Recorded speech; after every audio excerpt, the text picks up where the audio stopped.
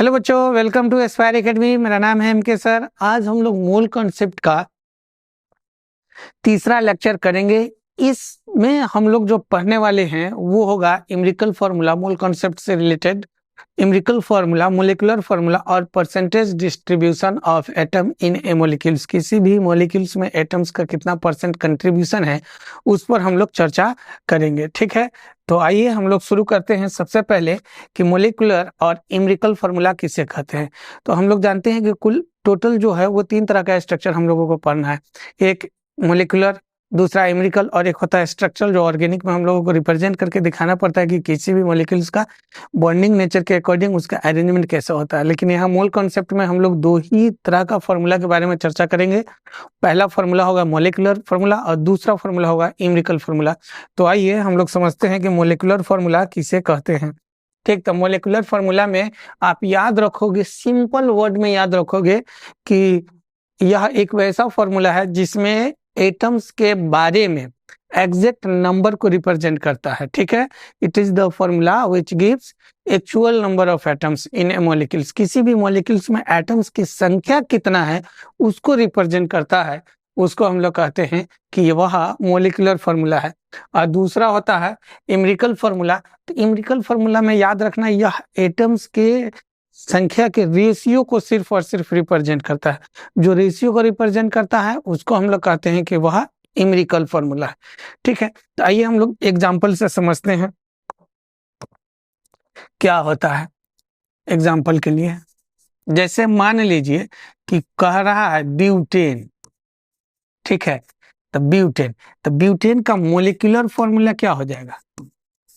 इसका जो होगा वो हो जाएगा मोलिकुलर फॉर्मूला C4H10। ठीक है, अब इसमें पता चल रहा है ना कि इसमें कार्बन की संख्या 4 है और हाइड्रोजन कितना है, 10 है। तो इसको हम लोग कहते हैं मोलिकुलर फार्मूला। अब जब हमको इसी फार्मूला से एम्पिरिकल फार्मूला निकालना होगा तो क्या होगा? तो एम्पिरिकल फार्मूला जो होता है, एम्पिरिकल फार्मूला, उसके लिए सबसे पहले आप रेशियो लेंगे तो किसका? तो जो भी एटम्स होगा सबका, कार्बन और हाइड्रोजन। तो यहाँ पर कार्बन की संख्या कितना है, 4, और हाइड्रोजन कितना है, 10। तो 2 से ये कैंसिल हो जाएगा और 2 से ये कैंसिल हो जाएगा 5 टाइम्स में। तो अब यहाँ पर एम्पिरिकल फार्मूला जो होगा वो हो जाएगा C2H5। ठीक है, तो अब इसमें देखिए रेशियो को रिप्रेजेंट किया और इसमें एक्चुअल नंबर को रिप्रेजेंट किया। एक और देख सकते हैं आप, जैसे ग्लूकोज है। ठीक है, ग्लूकोज है, तो ग्लूकोज के लिए मोलिकुलर फार्मूला क्या हो जाएगा? इसका अगर हम बात करेंगे मोलिकुलर फॉर्मूला का, तो यह मोलिकुलर फॉर्मूला होता है C6H12O6। ठीक, अब एम्पिरिकल फॉर्मूला निकालने के लिए हम लोगों को रेशियो लेना पड़ेगा। जब रेशियो लेंगे तो इसमें 3 एटम है, कौन कौन? कार्बन, हाइड्रोजन और ऑक्सीजन। तो कार्बन की संख्या 6 है, हाइड्रोजन 12 है और ऑक्सीजन 6 है। इसमें 6 कॉमन है तो क्या हो जाएगा, 1:2:1। तो अब अगर हम एम्पिरिकल फार्मूला की बात करेंगे तो यहाँ पर एम्पिरिकल फार्मूला जो होगा, एम्पिरिकल फार्मूला वो हो जाएगा CH2O। ठीक है, तो ये हम लोगों का एम्पिरिकल फार्मूला हो जाएगा। आप एक और एग्जांपल देख लो। जैसे अगर हम बात करते हैं मीथेन के लिए, तो मीथेन का मोलिकुलर फार्मूला क्या हो जाएगा? मोलिकुलर फार्मूला हो जाएगा CH4। अब इसमें हम लोग अगर रेशियो लेते हैं तो कार्बन इज टू हाइड्रोजन तो 1:4 का होगा। तो इसमें एम्पिरिकल फार्मूला कितना हो जाएगा? एम्पिरिकल फार्मूला CH4 हो जाएगा। एक चीज इसमें गौर करो कि एम्पिरिकल फार्मूला मोलिकुलर फार्मूला किसी केस में बराबर भी हो सकता है और बराबर नहीं भी हो सकता है। ठीक है, लेकिन मोलिकुलर फार्मूला हमेशा डिफरेंट होगा। और एक पॉइंट और याद रखना है कि 2 या उससे अधिक कंपाउंड का मोलिकुलर फार्मूला सेम हो सकता है, इसमें कोई प्रॉब्लम नहीं है। ठीक, अब हम लोग इसमें देख लेते हैं, नोट करके वो पॉइंट को मैं हाईलाइट करते हैं, उसको याद रखना। जैसे पॉइंट नंबर 1 कि एम्पिरिकल फार्मूला इम्रिकल फॉर्मूला में और may not be same of molecular formula। ये हम लोगों का पहला पॉइंट है, मोलिकुलर फॉर्मूला। जैसे एग्जाम्पल के केस एग्जाम्पल में देखिए, अगर हम बात करेंगे मीथेन का, तो मीथेन का क्या होता है, CH4, ठीक है। तो इसमें मोलिकुलर फॉर्मूला बराबर होगा इम्रिकल फॉर्मूला का,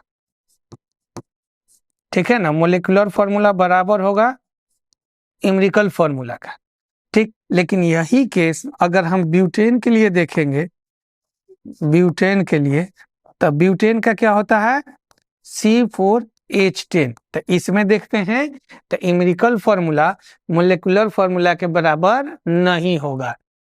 इम्रिकल फॉर्मूला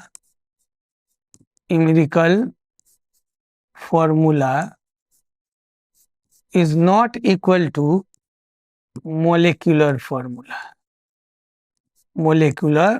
फॉर्मूला, ठीक। अगर आप बात करेंगे वाटर मॉलिक्यूल्स का, जैसे H2O है, तो इसमें भी क्या हो जाएगा, molecular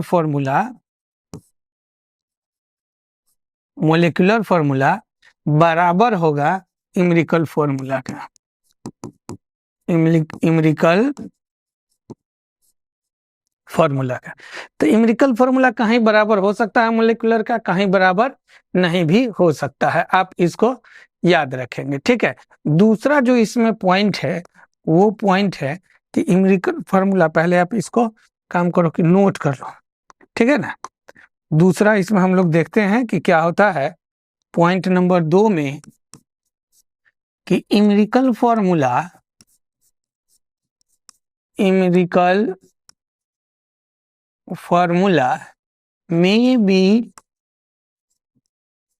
may be equal to more than one molecules। Empirical formula जो होगा वो एक से अधिक मोलिक्यूल्स का भी बराबर हो सकता है। जैसे हम लोग इसको एग्जाम्पल से समझते हैं, जैसे एक हम लोग ले लेते हैं, जैसे ग्लूकोज है, ग्लूकोज। दूसरा हम लोग ले लेते हैं एसिटिक एसिड। तीसरा हम लोग ले लेते हैं फॉर्मल्डिहाइड। तो इस सब का पहले तो हम लोग मोलिकुलर फॉर्मूला लिख लेंगे।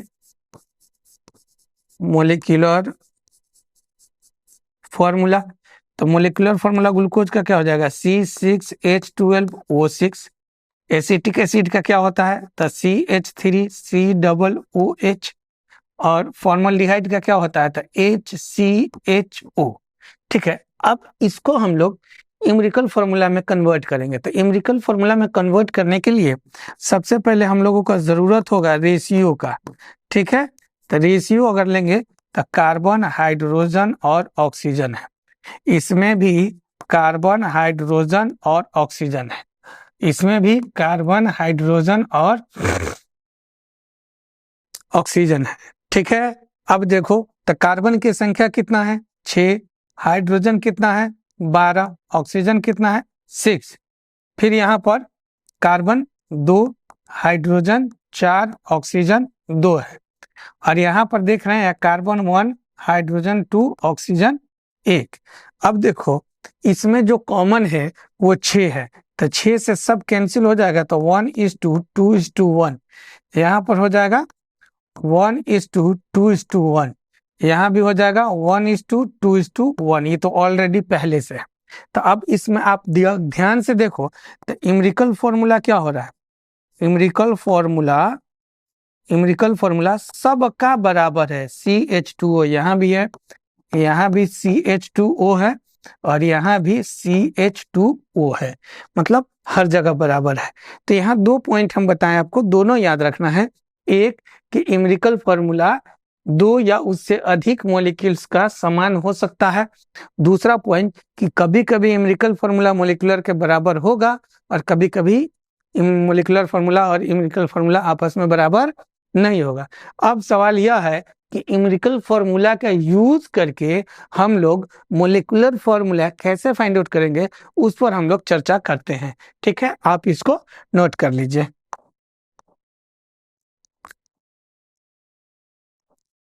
अब देखो, तो यहां पर कहता है कि molecular formula is equal to molecular formula is equal to numerical formula और इनटू एन। ठीक है, इनटू एन,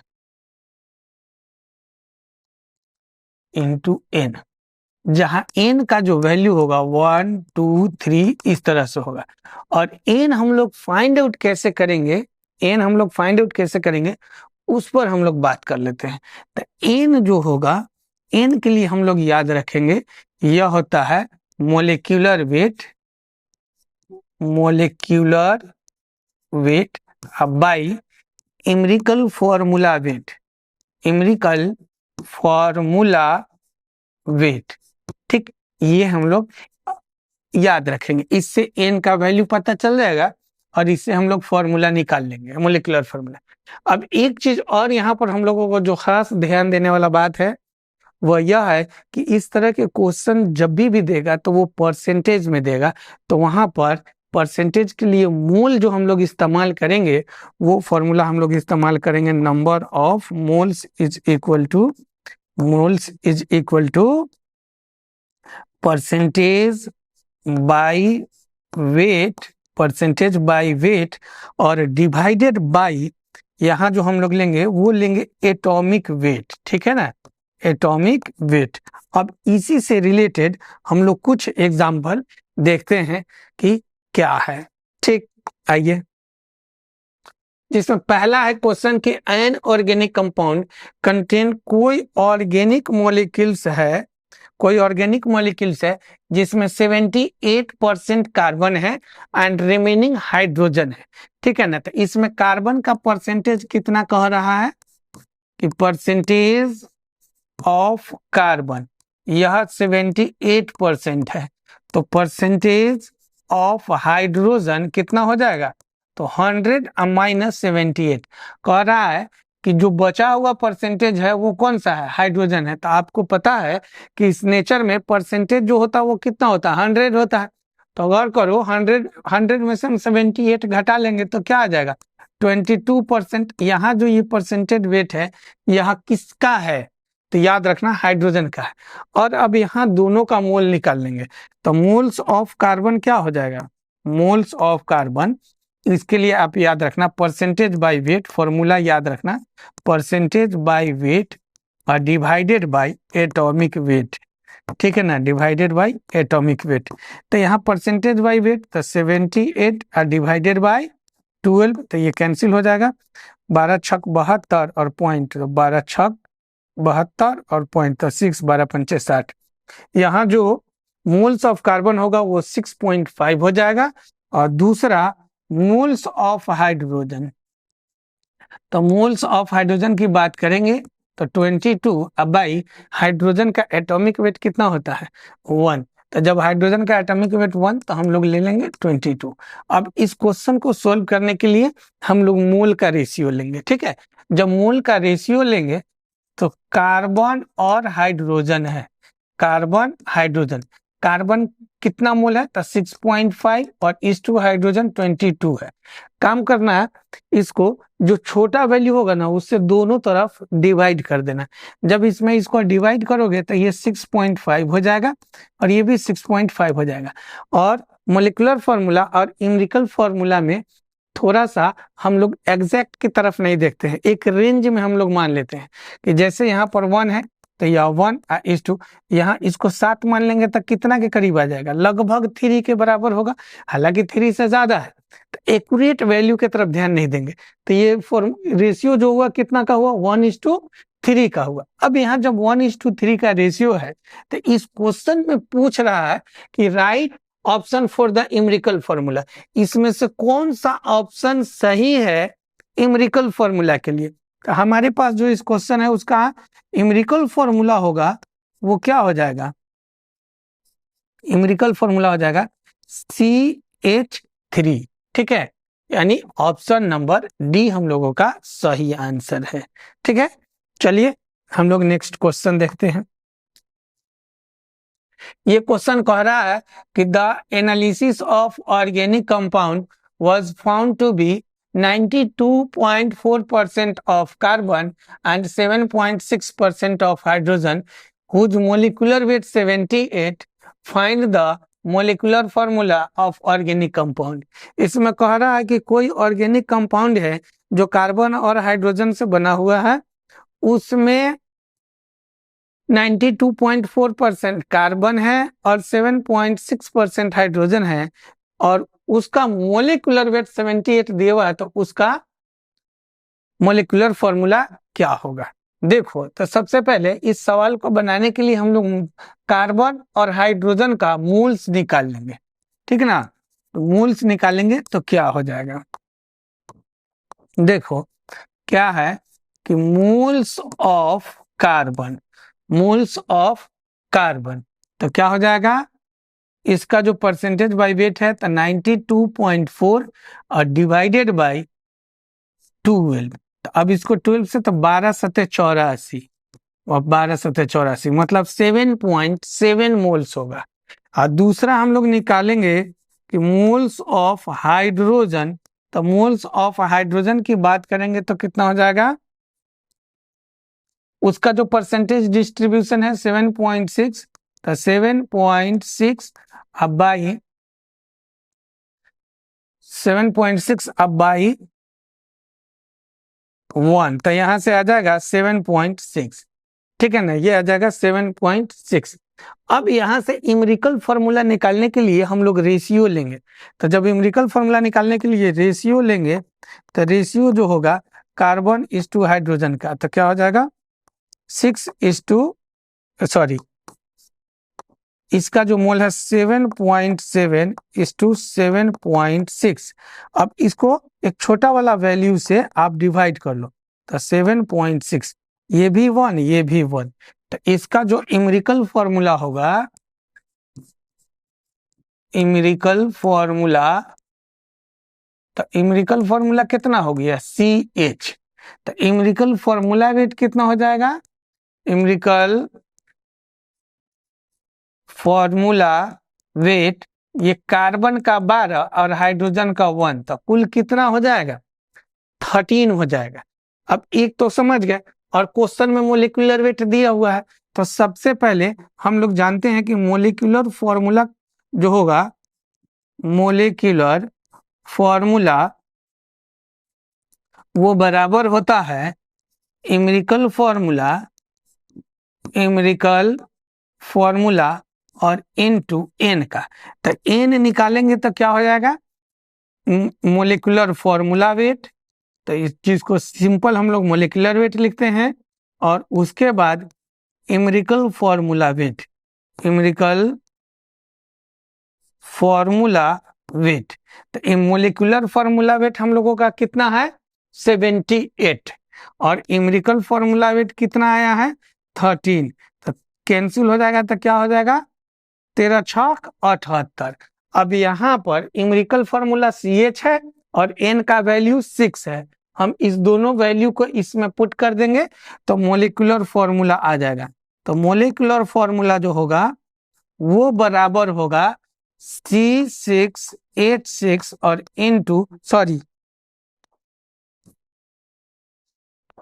CH और इंटू 6, और जिसको मल्टीप्लाई कर लेंगे तो C6 और H6, ये हम लोगों का आंसर हो जाएगा। तो बहुत ही आसान है, आप अगर समझ गए हैं तो इसको बनाना कोई मुश्किल काम नहीं है। आइए एक और एग्जांपल लेके हम लोग समझते हैं इस तरह के प्रॉब्लम जब मोलिकुलर या न्यूमेरिकल फॉर्मूला पूछे तो कैसे हम लोग फाइंड आउट करेंगे, ठीक ना। अब देखो इस तरह का क्वेश्चन में हम लोग कैसे बनाएंगे, कह रहा है कि carbon compound containing only carbon and oxygen, समझ गया ना। इसमें बोल रहा है कि दो एटम है, कार्बन और ऑक्सीजन है, ठीक है ना, जिसका अप्रोक्सीमेट मतलब लगभग मोलिकुलर वेट कितना दिया हुआ है 298, ठीक है, और दोनों का 50% बाई मास है। तो उस कंडीशन में हम लोगों को मोलिकुलर फॉर्मूला निकालना है। तो सबसे पहले हम लोग दोनों का मोल्स निकाल लेंगे, ठीक है ना। जब दोनों का मोल्स निकालेंगे तो क्या होगा, तो moles of carbon, moles of carbon तो क्या हो जाएगा, percentage by wait, percentage by weight divided by atomic weight, ठीक ना।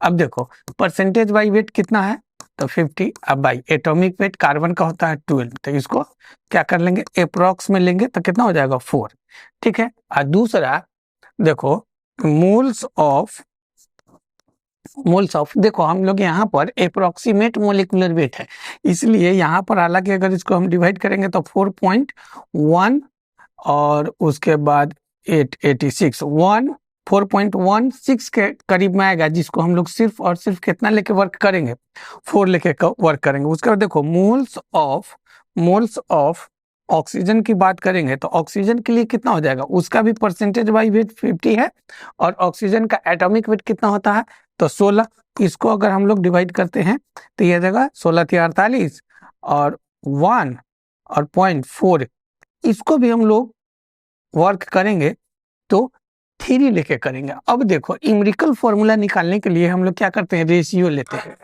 ठीक है। तो अगर हम लोग रेशियो लेते हैं तो क्या हो जाएगा, कार्बन इज टू ऑक्सीजन, तो कार्बन का संख्या कितना है 4 और ऑक्सीजन का कितना है 3, तो यहाँ पर इम्रिकल फॉर्मूला कितना हो जाएगा, इम्रिकल फॉर्मूला जो होगा वो देखो, इम्रिकल फॉर्मूला,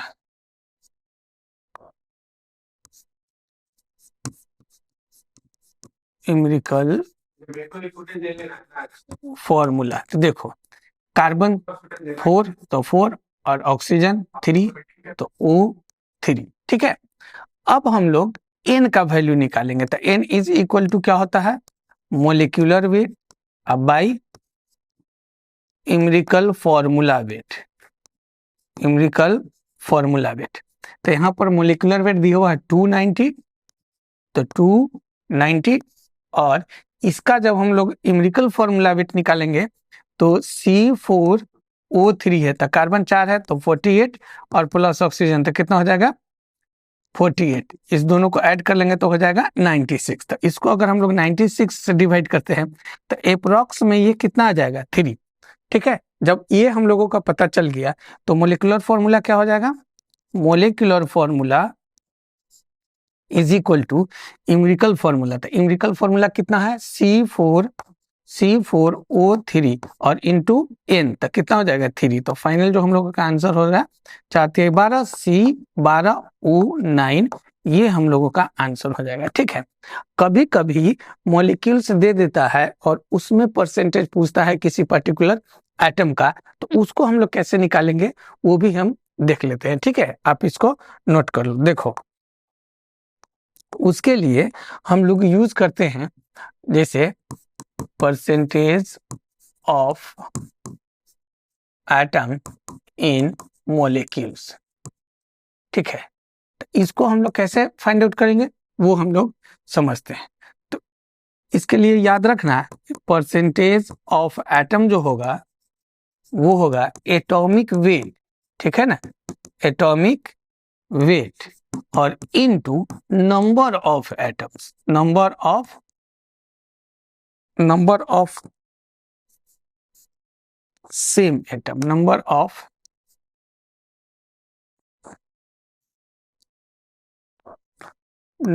ऑफ सेम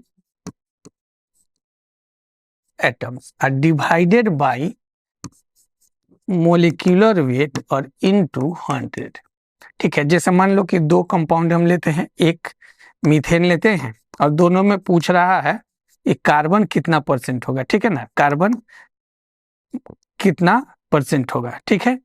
और एक हम इथेन लेते हैं उसमें भी पूछ रहा है कितना होगा, ठीक है, कार्बन कितना परसेंट होगा, ठीक। कितना परसेंट होगा। तो अब देखो मीथेन का मोलिकुलर फॉर्मूला क्या होता है, CH4। तो इसके लिए परसेंटेज ऑफ कार्बन अगर हम लिखते हैं तो इस कार्बन का एटॉमिक वेट 12 और गुना यहाँ पर कार्बन की संख्या कितना है तो 1 और डिवाइडेड बाय मीथेन का मोलिकुलर वेट तो 16 और इंटू 100। ठीक है, तो ये क्या हो जाएगा, कैंसिल हो जाएगा 3 टाइम्स में और ये हो जाएगा 4 टाइम्स में, 4 से ये कैंसिल हो जाएगा, 25 मल्टीप्लाई कर लो तो कितना 75%। मतलब मीथेन में कार्बन है वो 75% है। अगर इथेन की बात करेंगे तो इथेन का फॉर्मूला होता है C2H6। ठीक है, अब यहाँ पर परसेंटेज ऑफ कार्बन की बात करेंगे, परसेंटेज ऑफ कार्बन तक कितना हो जाएगा, atomic weight 12 into number of atoms तो 2 और डिवाइडेड बाई तो मोलिकुलर वेट निकाल लो तो कितना हो जाएगा 24 और प्लस 6 यानी 30। तो 30 और इंटू कर लेंगे हम लोग 100 तो क्या हो जाएगा 12 दूना 24 और बाई 30 और इंटू 100, एक जीरो से एक जीरो कट जाएगा और ये 8 मतलब 8 दहाई 80। इस केस में कार्बन जो होगा वो 80% होगा। नेक्स्ट जो हम लोगों का पॉइंट है कि जैसे मोल्स एंड सब एटॉमिक पार्टिकल्स। ठीक है, मोल्स एंड सब एटॉमिक पार्टिकल्स, इसमें हम लोग देखेंगे कि मोल्स की और सब एटॉमिक पार्टिकल्स में रिलेशन क्या है। सब एटॉमिक पार्टिकल्स में पहला है एटॉमिक नंबर। तो कोई भी एटम है तो एटम्स जो होता है ना वो यह हो गया एटम और इसके सेंटर पर न्यूक्लियस होता है, इसको हम लोग क्या कहते हैं न्यूक्लियस। ठीक है, न्यूक्लियस में प्रोटॉन और न्यूट्रॉन होता है। द डेफिनेशन है the number of protons present in the nucleus. ठीक है, इसको हम लोग डिनोट करते हैं, it is denoted by Z। इसको हम लोग जो एटॉमिक नंबर को रिप्रेजेंट करते हैं वो Z से करते हैं और वो उसका डेफिनेशन क्या हो जाएगा कि जो भी न्यूक्लियस में प्रोटॉन्स की संख्या है, ठीक है, जो भी न्यूक्लियस में प्रोटॉन्स की संख्या है उसको हम लोग कहते हैं कि यह एटॉमिक नंबर है। और एटॉमिक मास कहते हैं कि the sum of number of protons and neutrons. ठीक है, न्यूक्लियस में जो प्रोटॉन है और न्यूट्रॉन है उसको हम लोग सम कर लेंगे, वही कहलाएगा कि यह एटॉमिक मास है। एटॉमिक मास को हम लोग रिप्रेजेंट करते हैं, इट इज डिनोटेड बाय ए। ठीक, अगर हम इसका सिंबल की बात करेंगे, देखो इसका अगर हम सिंबल की बात करेंगे तो क्या हो जाएगा, यहाँ पर सिंबल की बात करेंगे तो ये एक्स लेते हैं तो ऊपर में होगा ए और नीचे में होगा जेड, जिसमें ए को कहते हैं एटॉमिक मास, ए को क्या कहते हैं एटॉमिक मास और जेड को कहते हैं एटॉमिक नंबर। इसको हम लोग कहते हैं कि यह एटॉमिक नंबर है, मीन्स यह एटॉमिक मास है तो लिख दिए हुए हैं ए और ये हो गया जेड। जैसे अब मान लो, हाँ, सराउंडिंग में होता है इलेक्ट्रॉन। अब जैसे मान लो कि कोई एलिमेंट एल्यूमिनियम है, ठीक है, एल्यूमिनियम, तो इसका 13 और 27 है, तो इसमें ए का वैल्यू कितना है 27 और जेड का वैल्यू कितना है 13। एक बात याद रखना, जब कोई भी एटम्स अगर न्यूट्रल होगा तो उसमें फॉर न्यूट्रल एटम की बात करेंगे तो जेड जो होता है वो प्रोटॉन की संख्या के बराबर होता है और प्रोटॉन जो होगा वो इलेक्ट्रॉन की संख्या के बराबर होता है। इसमें एक पॉइंट ये याद रखेगा, ये न्यूट्रल एलिमेंट के लिए वैलिड है। और दूसरा, अभी आप देखे हैं कि एटॉमिक मास बराबर क्या होता है सम ऑफ प्रोटॉन्स एंड न्यूट्रॉन्स। जब प्रोटॉन्स और न्यूट्रॉन्स को हम लोग जोड़ लेते हैं तो उसको हम लोग एटॉमिक मास कहते हैं। तो यहाँ से n का वैल्यू अगर हमको निकालना हो तो n इज इक्वल टू क्या हो जाएगा a माइनस p। ठीक है, अब यहाँ अगर जैसे मान लो कि एल्यूमिनियम 27/13 है, ठीक है ना, तो यहाँ पर अगर हमको न्यूट्रॉन निकालना रहेगा तो क्या लिखेंगे 27 माइनस 13, मतलब इसके न्यूक्लियस में कितना न्यूट्रॉन है तो 14 न्यूट्रॉन है। ठीक है ना, कितना है 14 न्यूट्रॉन है। अब देखो जैसे एक और एग्जांपल, ऑक्सीजन 8 और 18 है, तो ये भी न्यूट्रल है, इसमें प्लस और माइनस तो है नहीं, ना तो प्लस है नहीं माइनस है, तो यहाँ हम लोग जब कैलकुलेट करेंगे तो ये हो जाएगा Z बराबर होगा P का और बराबर होगा E का, और यह जो वैल्यू होगा ये वैल्यू 8 के बराबर होगा। लेकिन इसमें यही आप देख रहे हो कि एटॉमिक मास कितना है, तो 18 है।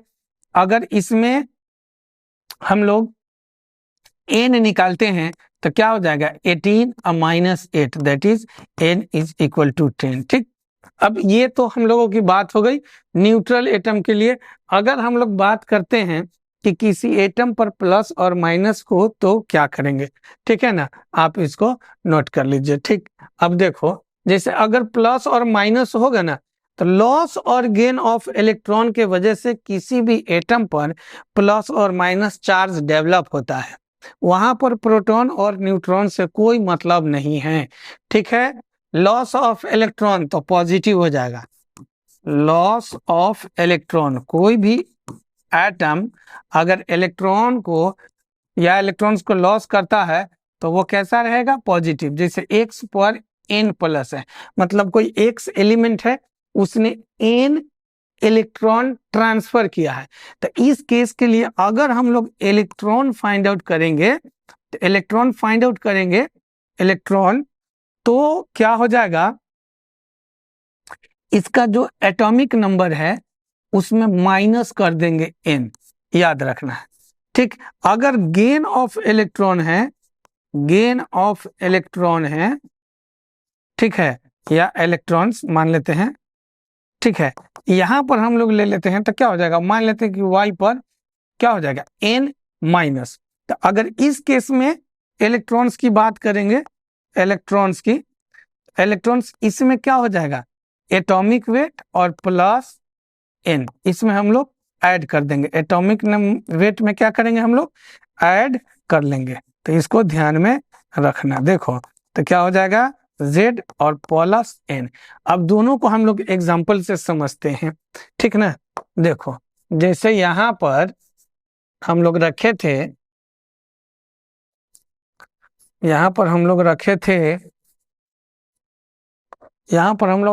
कि O पर 2 नेगेटिव है, तो इसमें प्रोटॉन उतना ही होगा, उस पर कोई चेंजिंग नहीं होगा, सिर्फ इलेक्ट्रॉन बदलता है। तो इसका एक्चुअल एटॉमिक नंबर कितना है 8। अब यहाँ पर 2 नेगेटिव है, तो जब नेगेटिव रहेगा तो क्या करोगे, उसको जोड़ लेना, तो 2, तो यहाँ पर इलेक्ट्रॉन की संख्या कितना हो गया 10। यही अगर मान लो कि मैग्नीशियम पर 2 प्लस चार्ज है, तो यहाँ प्लस है, इसका मतलब लॉस ऑफ इलेक्ट्रॉन की बात कर रहा है। जब लॉस ऑफ इलेक्ट्रॉन की बात करेगा तो इस केस में इलेक्ट्रॉन, तो मैग्नीशियम का एटॉमिक नंबर होता है 12, और यहाँ पर क्या करेंगे माइनस कर देंगे, ठीक है ना, माइनस कर देंगे, तो -2, तो कितना हो जाएगा, यहाँ भी हो जाएगा 10। ठीक, तो इस तरह से एक क्वेश्चन है, हम लोग समझते हैं। अब देखो हम लोग एक एग्जांपल से समझते हैं। कह रहा है कि find the number of protons, neutrons and electrons in LU 175-71। ये हम लोगों का प्रॉब्लम है। तो देखो इसको हम लोग सोल्व करेंगे तो क्या हो जाएगा, आपको A दिया हुआ है 175, और आपको पता है कि यह जब न्यूट्रल एटम है तो इसमें क्या होगा, Z, P और E आपस में सब बराबर होगा, तो लिख सकते हो Z is equal to P is equal to E, और यह कितना हो जाएगा 71। अब यहां से आपको निकालना है P का वैल्यू, तो P इज इक्वल टू कितना हो जाएगा, P नहीं, P तो दिया हुआ है, N निकालना है, तो N इज इक्वल टू क्या हो जाएगा A और माइनस P, तो N इज इक्वल टू हो जाएगा A दिया हुआ 100,